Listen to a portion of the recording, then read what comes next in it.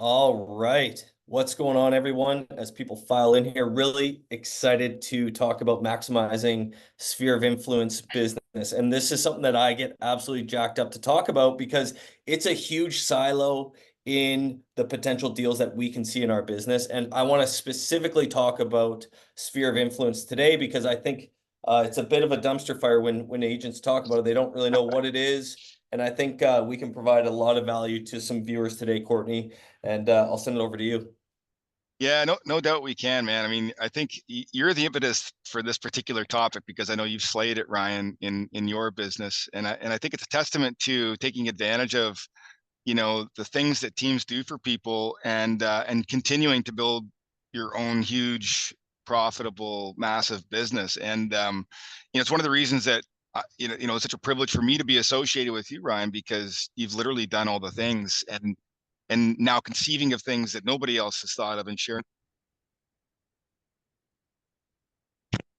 I got a little too excited there for a second. Can you still hear me? Yeah, you're good I got now. to tell you guys something funny. So here's what happens every time you change audio sources on my phone.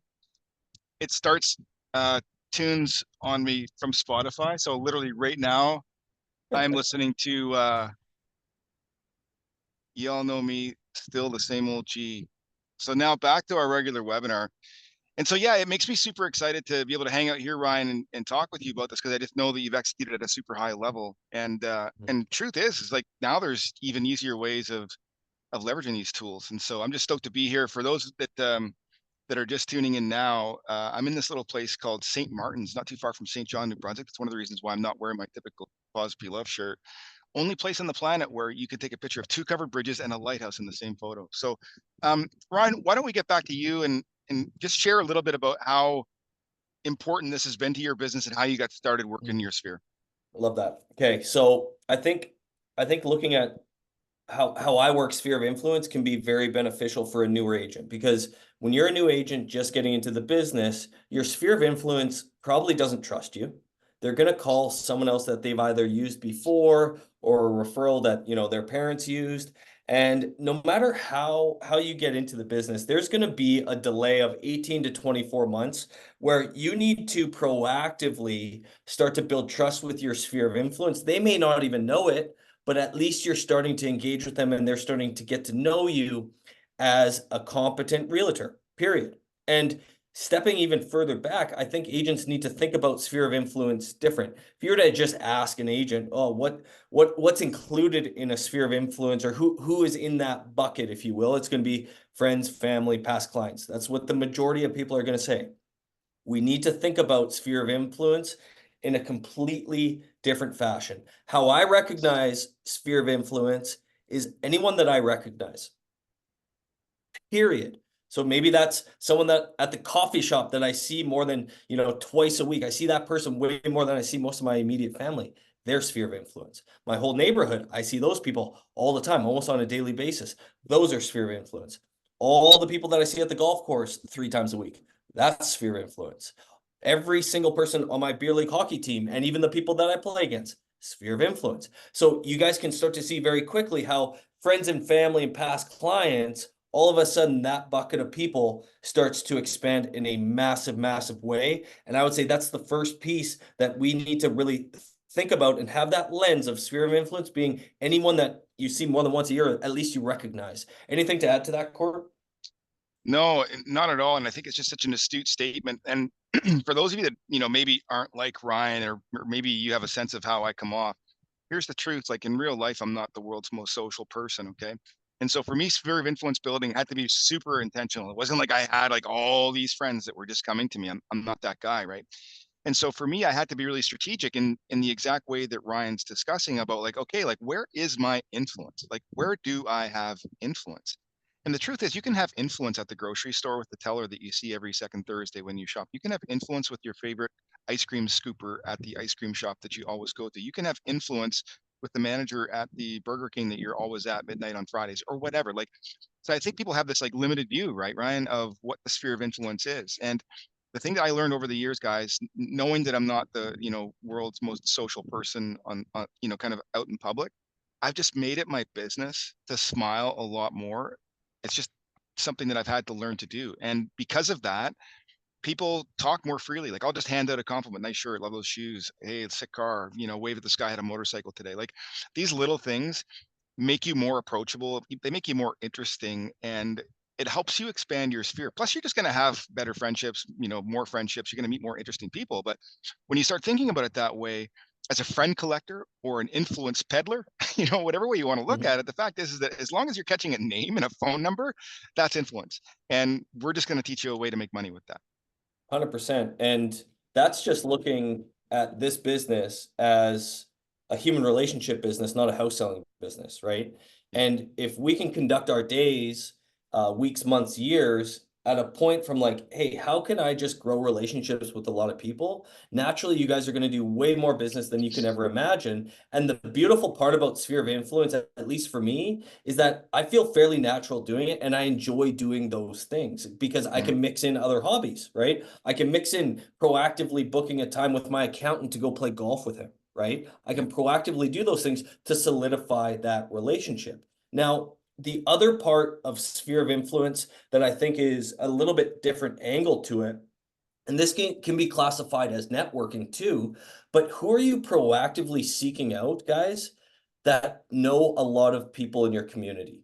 Okay. Because they're essentially gatekeepers to a bunch of relationships. So, for example, inspectors, mortgage brokers, we all know those, but what about lawyers? What about accountants? What about financial advisors? What about a manager of one of the most popular bars in town or an owner, right? Like, What there's about a so many. politician? There you go. Yeah, like there's so many other facets. So first and foremost, we need to just expand our thinking, not to just friends and family, because that's only a couple deals a year at best, guys. At best. We have to think about how can we start to at least have our eyes open up and start to collect these people and almost hoard them into our ecosystem or into our environment so that when one of those people decide to transact real estate, you're at least going to be top of mind and at least you have a swing at getting that business, essentially. You know, I love the way that we're just kind of getting this out there into the open, right? I mean, I think too often we kind of pretend that it's something that it's not. And, we all watch these like, Hollywood shows or, Miami, I don't know, Listing Sunset or whatever it's called. And it's interesting, right?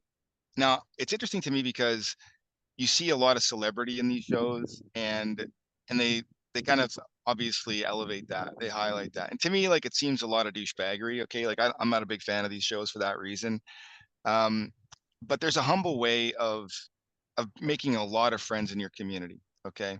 And that is what I'm a fan of. I'm a fan of being interested in interesting people, not for the sake of establishing stature or status, or even necessarily having influence, but because when you can be that person, your life is just way more interesting. Like you hear more stories, you get more layers of the truth, you hear things that are happening before anybody else knows about them. And to me, that's just interesting. That's not because I haven't done that because I'm trying to make money in real estate. I was always that person. Now I've just found a way to monetize that.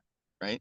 And so for those of you that maybe don't have that or haven't made that connection or aren't that interested, that's okay. Like you will become interested, but you do have to make an effort to get out there, meet people, ask questions, and start to connect the dots and understand that different Mhm. people have influence in different circles, to Ryan's point, and your ability to build friendships with those people and genuine interest. Like this isn't Mhm. about faking it till you make it. This is about like finding your posse, right?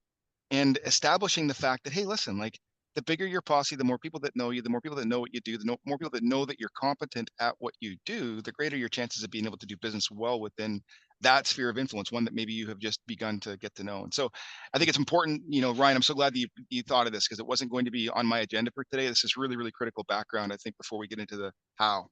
Yeah, and for those of you that may think like, "Holy smokes, I don't wanna be salesy or I don't wanna sound, like a typical realtor." That's not what we're talking about here. We're actually talking about the opposite. We're talking about just connecting with humans and just simply playing the numbers game, knowing that that relationship, that person is probably gonna buy and sell real estate sometime in their life, and the more people that you just know, naturally, business is gonna start coming towards you, especially if you have the right systems in place. And especially if you're coming from a level of just every time you talk to that person, notching up that relationship, even 0.5% over time, Yeah. you're going to just naturally start to attract business.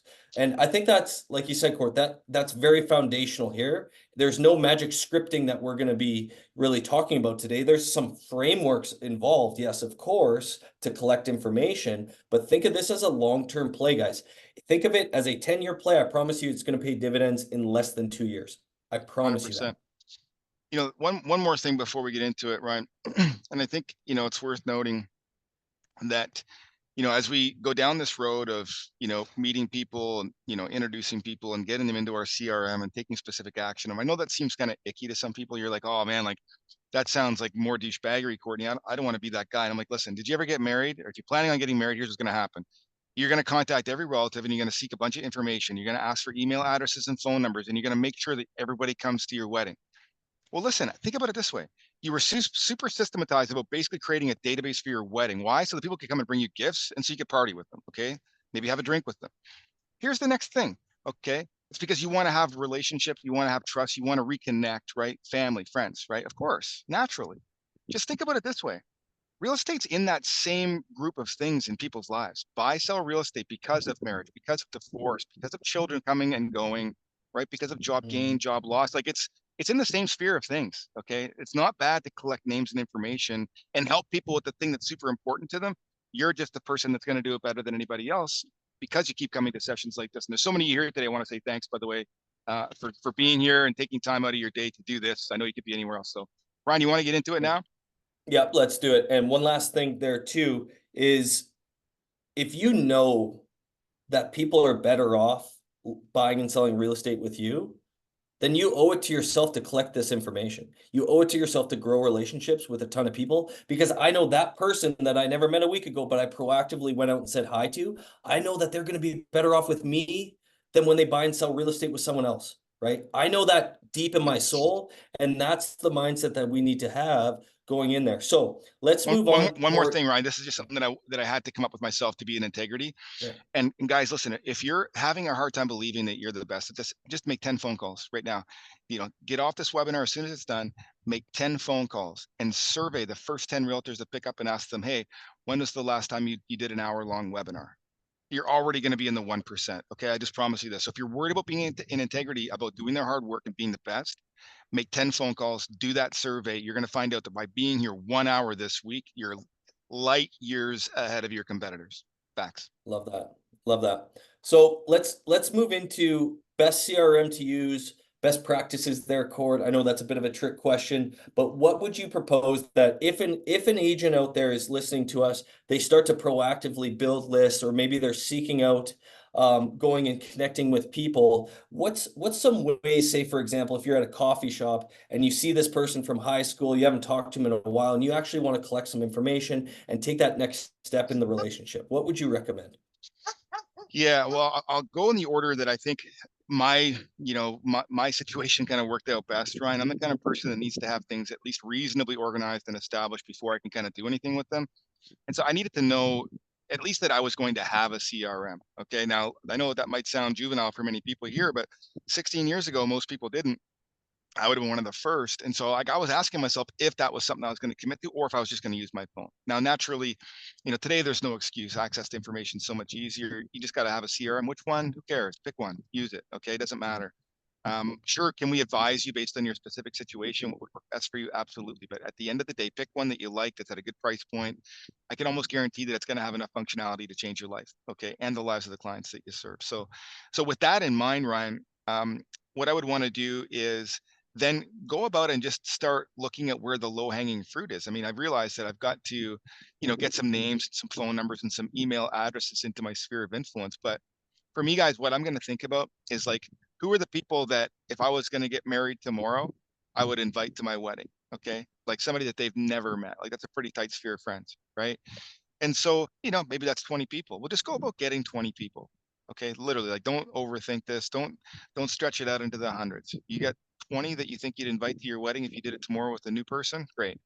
Go ahead, get those 20 pieces of contact information, call them, text them, message them, whatever. Just get on that. And then after you've kind of got your way mostly through that list, or you've kind of burned out first contacts on all of them, I want you to go ahead and just think, okay, like if I was going to do something slightly bigger, maybe it was a 40th birthday party. Okay. Who would I invite? That's going to be a slightly bigger group of people. Maybe that's 100, right? So now I got 80 more people that I got to think about.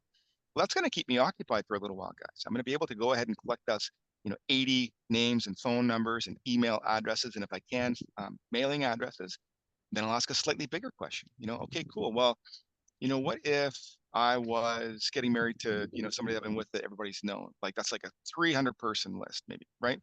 And I'm just going to go with that and just keep asking like slightly elevated questions about things like weddings or whatever you'd have a big party around, and start asking yourself, okay, like who would I want to reach out to? Okay. So I think that's thing one, Ryan. Do you have anything else that you would add to that, or any other hacks It's that you've used over the years it's to kind of help with that?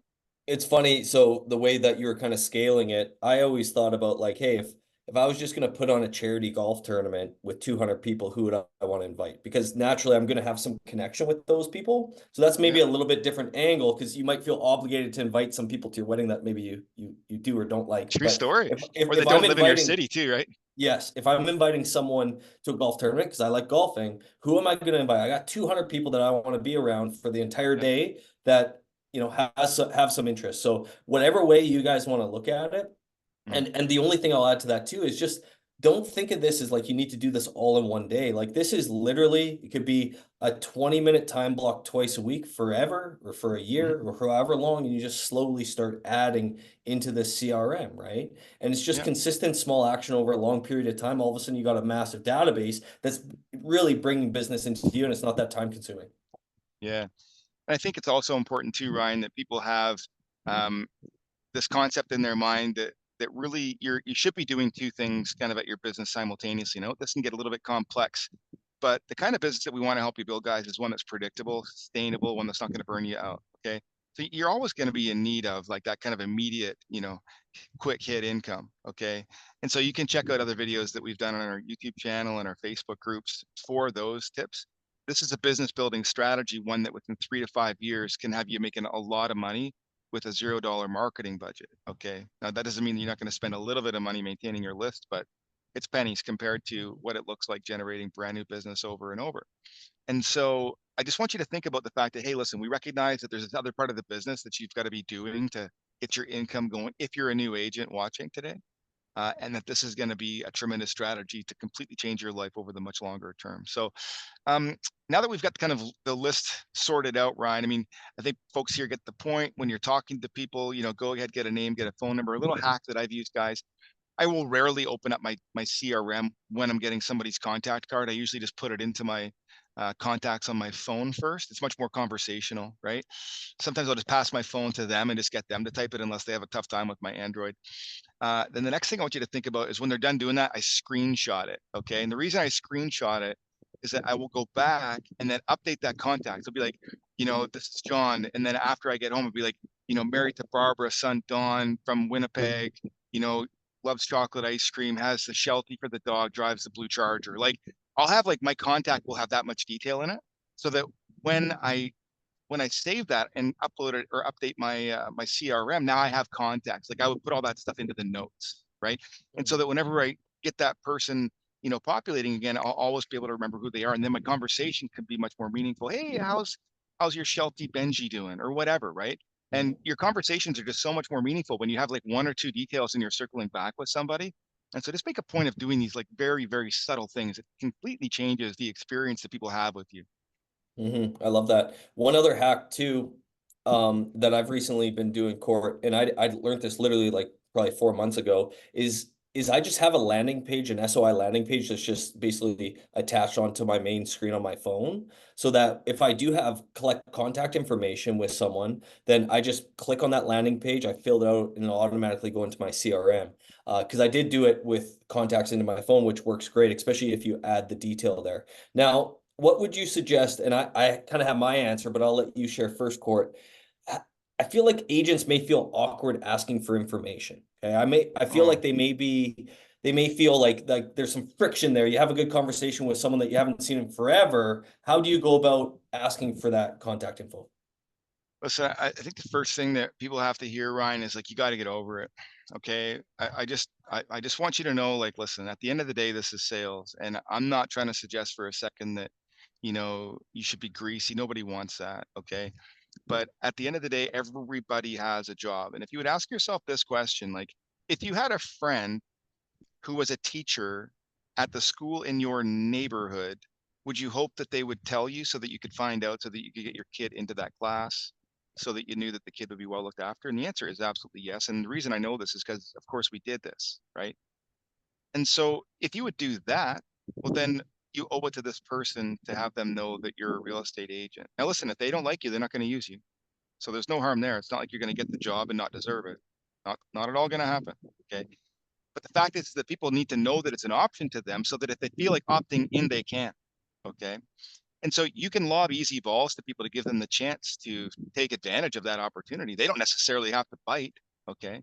But I will suggest that you get used to lobbing balls people's way so that they have the choice of opting into you or out to you. See, if my friend had never told me that she was a teacher and I didn't ever know what school she was at, then I would have never had the opportunity to simply talk to the school and say, hey, is this a possibility? And have them say, yes, absolutely. Thanks for asking. Right. So it's the same kind of thing, guys. You know, maybe you've got a favorite funeral home in town. Like, I don't know, people, I know people that do. Like, it sounds kind of strange, but they're like, I definitely am going to these guys. And I'm like, okay, like, I don't know why I need to know that, but good to know. Um, so be aware of that. Like, real estate agents are an important part of a person's life. People move frequently. Okay. Sometimes every 7 years, I've heard even faster, depending on the parts of the country, right?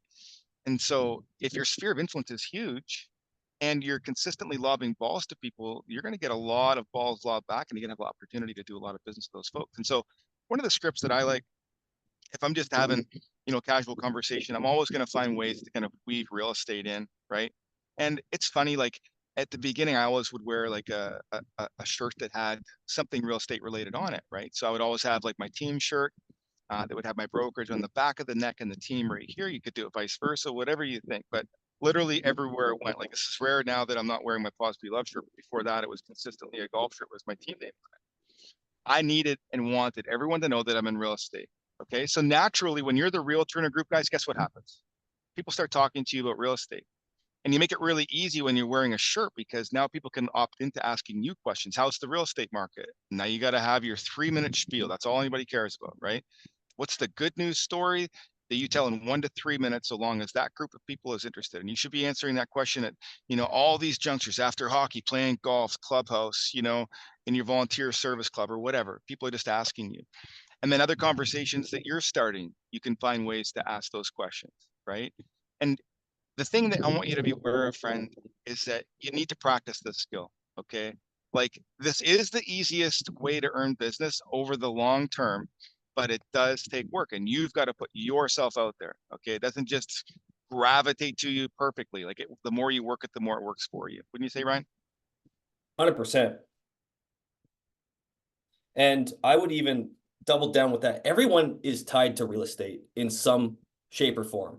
And if you simply just ask good questions about that person's life, naturally they're going to ask you good questions, and naturally you can share that you're in real estate. It's that simple.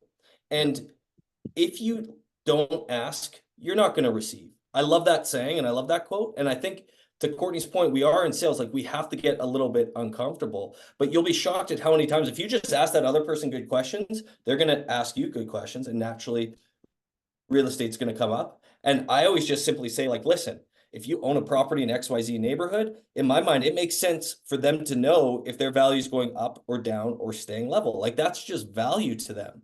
So I simply just ask for their contact information so I can keep them up to date at what's going on in their neighborhood, their home value. So the most expensive asset that they own, they should know what that value is doing. I'm going to let you take it, Court. I got to find a charger for my laptop here really quick. Okay, Giver. One of the things that I want to share with you, friend, is that you have to have an opportunity, a way, a skill set, a practice of engaging in these types of conversations.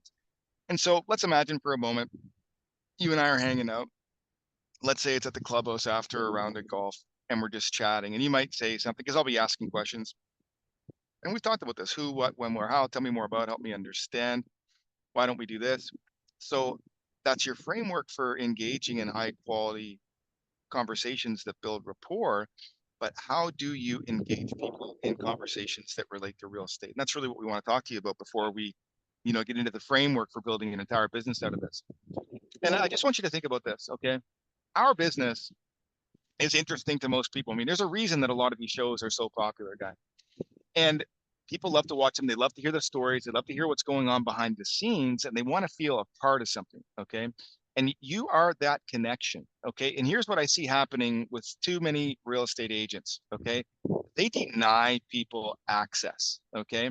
Like they straight up will just assume that it's not interesting to someone, or maybe they don't have the ability to tell a story, or they haven't really investigated the facts. And so somebody will try to draw out of them something about real estate to kind of peek behind the curtain of what's going on in this, industry that we all love so much. And they'll be like, yeah, you know what, the market's shit. Or, yeah, well, you know what, can't seem to get a property under contract anyways, might as well wait. There's like some bullshit like this. Like it just drives me nuts. You'll just see people just like slam the door shut.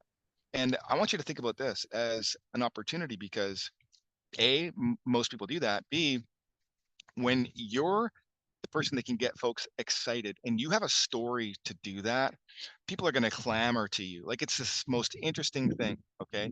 You'll have the opportunity to either A, be a super interesting realtor or just like everybody else that they know. And they probably know five. Okay. So why wouldn't you just choose to be the most enthusiastic, most excited, most optimistic, most interesting person of those five people? And I'm like, hey, no problem. So all you got to do, guys, when you're out there showing houses, is think about the behind the scenes stuff that people would be interested in hearing more about, but they don't know about. Listen, they know that you open doors, okay? They know that you're always in competition. They know that you write contracts and they know that you negotiate, okay? They've heard that from their other five friends that are so busy they can't hang out. Like, not interesting. What's the story behind that story that is interesting to that person that they haven't heard before, that you would have experienced in your first three transactions? Like, don't think that you got to sell 100 homes to get a story. It's just like in your first three transactions that you had to hustle and grind to get to, like, what's the story behind the story that somebody might be interested in hearing about? And then when I'm having a conversation with somebody like you, I'm just going to say, oh my gosh, that reminds me of this thing that happened last week with this client. And we were in this house. And next thing I knew, I was in the basement and the lights went out. And honestly, I thought I was going to die. It was just probably just about the same feeling that you just had. Like, that's the story. Okay. And then we get talking about like creepy houses because everybody loves a creepy house story. Right. So like, be interesting. Okay. And it doesn't take a lot. All you got to do is ask questions, find out what they're interested in, and extrapolate some story that's a behind the scenes story of something that you've done in your last three deals. Like if you do that, you're the most interesting person that they know in real estate. And now they want to hang out with you and give their business to you. And all you had to do was interject with a little piece of your story after drawing out their story. Not rocket Neither, science, is it? no, like, but Ryan, I'm curious about you, man, because I know that you have a different style than mine. Like sometimes I feel like you're more direct and other times more smooth. And so I'm curious to hear, like, I don't know, like let's put you in your place. Let's say you're playing golf, how do you work it in if you're on the course? What's that look like for you? I, I go back to just asking questions about other people and essentially whether it's work or where do they live, and then naturally like, hey, when did you buy your last property? Like I'll ask that question all the time.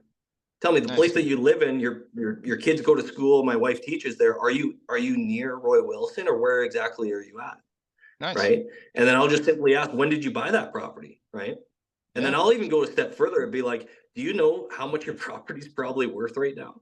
And I'll That's chuckle awesome. and they'll be like, well, what do you mean? Well, let me tell you this. I'll just what's your address? I'll do a quick CMA and just send you a Loom tomorrow morning just to give you a sense of what your value is. I'll be able to get enough info just off of my end in order to give you a general ballpark. Like, who's Guys, I'm going to gonna say tell you no to right now. that? Like I want to get back into production right now just so I can try that right now and just like blow people away with numbers. Cause I get like, dude, what day is today? By the end of the week, I would have 20 numbers, right? Yeah. Like Because that's one but question. with where the market, and this is good, buyers market, sellers market, it doesn't matter because values always change, but like it's very easy right now in the market that I'm in to have that conversation because I know it to be true 9 times out of 10 their value is more than they thought. Now all of a sudden if they have an extra 80 grand in equity that they didn't know, now they have a conversation with their wife. Now all of a sudden they're on realtor.ca. I got them set up on an auto search. All of a sudden Yeah. I add them on Facebook. They're on my two emails a month, and then they call me in 8 months and they're like, yeah, we're ready to go. I'm like, okay, sounds good. Yeah. Right. Didn't see that coming. Yeah.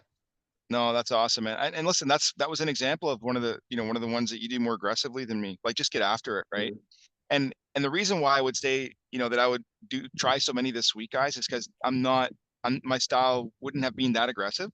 but I would have felt challenged by Ryan because I can see him doing that and I can see it working for him. And then I would just be like, well, why wouldn't that work for you? I'd have to go try it. Right. And then I would, and then it would boggle my mind at how well something like that works. And so I think the other thing that we should just illustrate, Ryan, is that, listen, we don't Mhm. expect that we're going to give you all the best information on the internet about how to do this stuff. Okay. We're going to give you two guys' ideas of what'll work fastest and best and easiest. Right.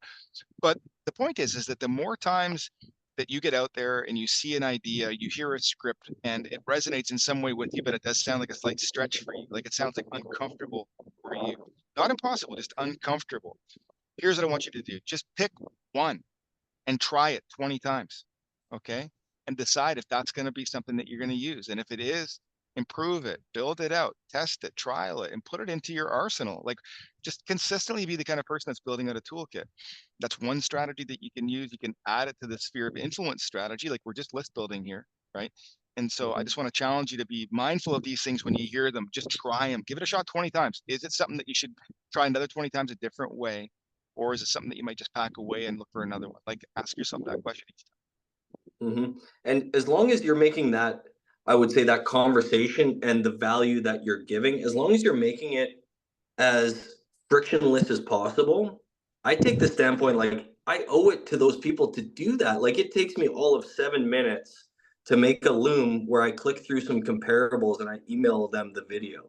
Like it's not like time. it's going to take me half a day to go to their house, go through every single detail. I just want to give them a 30,000 foot overview, maybe some context of the market, what's going on in their neighborhood, because then, guys, you will get an opportunity to be an educator to that person. No other agent's doing that at Yeah. all.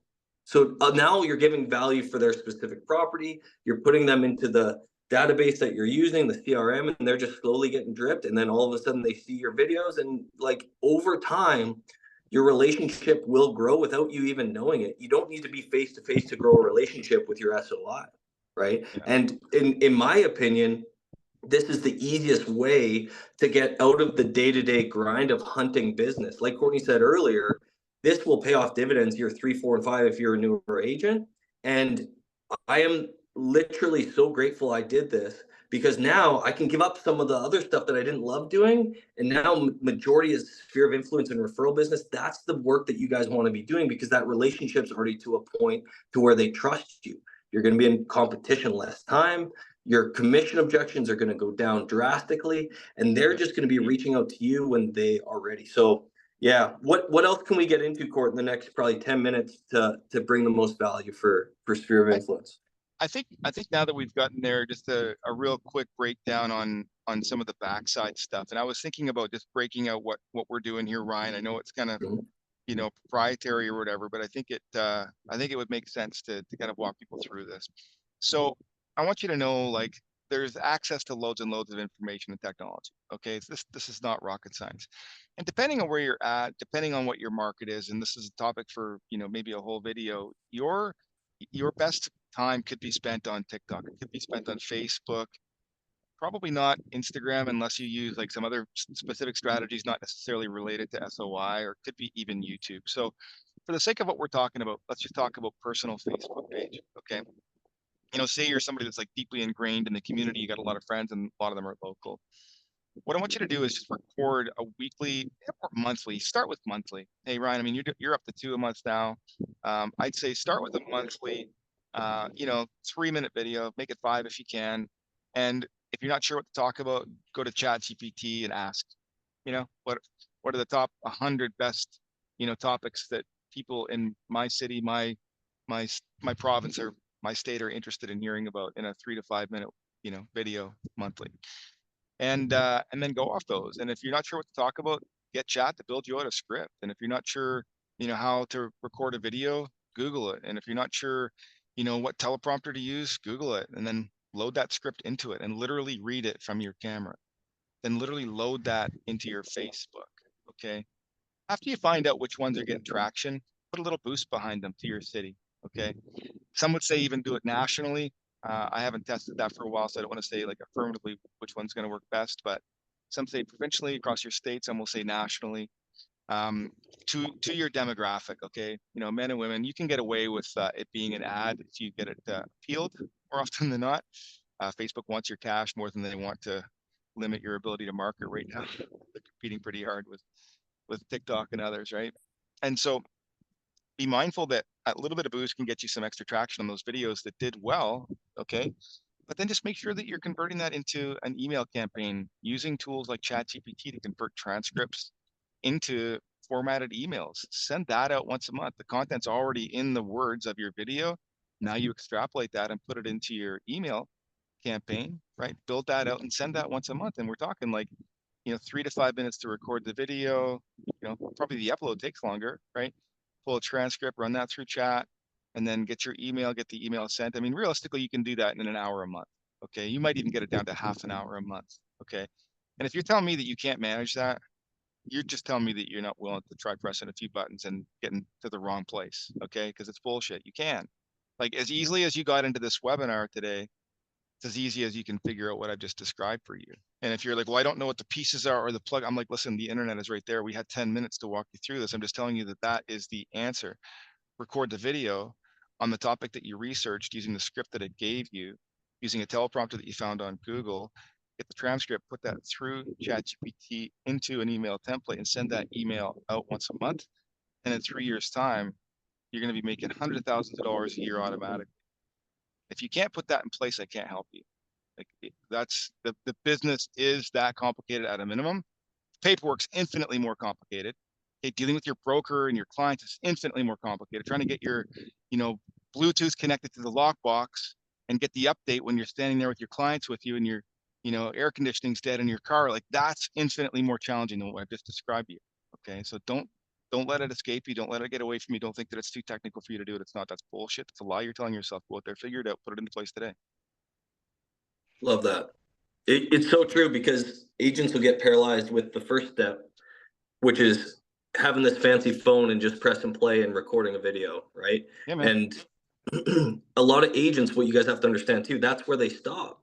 I'm like, well, if I want to be the one that's front of mind to a sphere of influence person, and that gives me the opportunity to make $5, $6, $7, $8,000, well, I'm going to do that. And furthermore, with that video, guys, this is what I do. I simply use the same video for my Facebook post twice a month that I boost. That same video goes to my emails campaign. It's just a copy and paste link from YouTube, and I post that same video on YouTube. So the same video can be used 3 times over. And I just simply ask ChatGPT, give it the transcript, give me a short condensed version that's good for Facebook. Boom, spits that out. YouTube spits that out. You could even use the same one. So it's very, very simple nowadays to duplicate the usage of content. And once you do it twice, you'll know it forever. It'll be clunky the first time, a little less clunky the second time. But then all of a sudden, you're going to get a Facebook message from an old high school friend of yours. And they're going to be like, hey, we're ready to buy our first house. And you'll know then that everything that you've done up until that point is worth it. And you're just going to be wanting to do this more, because to me, that's fun work. That's no problem. The crazy part is that's just the first time that it's happening too. And that content has staying power now. Right. And so that's just instance one, and it only compounds from there, guys. So get down to it, make it happen. Okay. Love that. The last thing there, I would encourage you guys to, on Facebook, you can switch your personal page to just a professional page, not a business page, just a professional page. That'll let you boost to your own market. So that's why I do 2 a month. Every 15 days, the 3 to 5 minute video, boost it with $40 each video. So then I have 2 ads essentially running to my marketplace all times. So if you want to become omnipresent over time, that's the best way, in my opinion, to do it. Because yes, if you are my sphere of influence, you will be a friend of mine on Facebook. That is basically the arena where most people are. So you need to make sure you're friending all those people. Naturally, over time, they're going to start commenting. They're going to start reaching out. So. Okay, man. Good job. Love that. $1 million webinar, $10 million webinar. Yeah, actually. Well, we'll wind it up there. Thanks so much, everyone, for coming. We appreciate it. And yes, we will see you next week. You guys take good care.